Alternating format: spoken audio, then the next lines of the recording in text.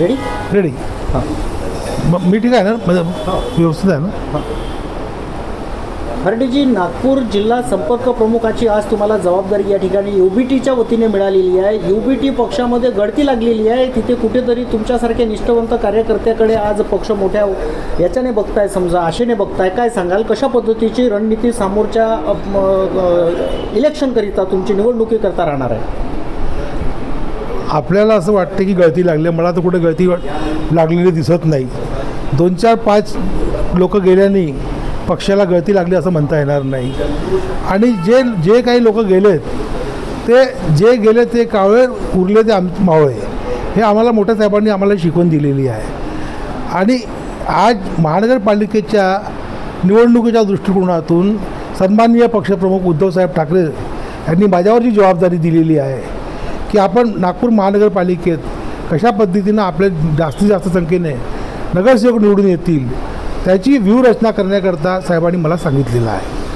आणि त्या माध्यमातून आम्ही कालपासून ह्या कामाला लागलेलो आहोत. दोन्ही जिल्हा प्रमुखांची माझी चर्चा झालेली आहे. नागपूरचे किशोर कुंभेरिया, मानमोडे यांच्याशी चर्चा झाली आहे.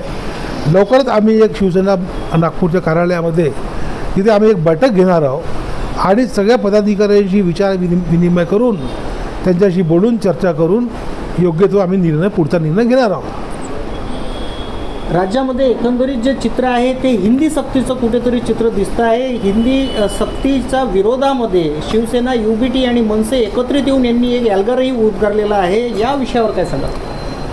आज हिंदी सक्तीच्या विरोधात सगळ्यात मोठं आंदोलन सन्माननीय उद्धवसाहेब ठाकरे यांनी घेतलेलं आहे.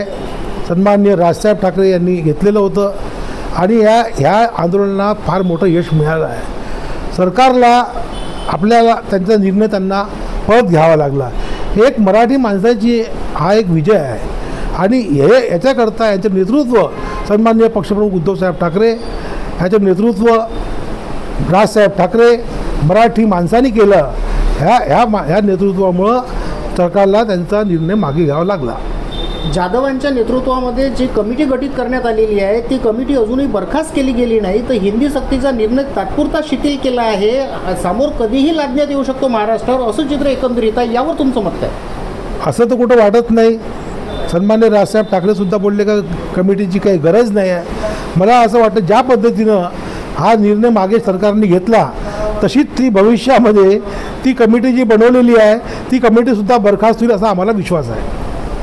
येणाऱ्या स्थानीय निकाय संस्थेच्या इलेक्शनमध्ये कोणकोणत्या पक्षाशी तुमची इथे म्हणजे महाराष्ट्रात किंवा नागपूर जिल्ह्यापुरतं जर तुमच्या विषयात बोलायला गेलं तर कोणकोणत्या पक्षाशी तुमची युती किंवा आघाडी असेल? कशा पद्धतीनं निवडणुकीची रणनीती पक्षाची राहणार आहे, काय सांगा?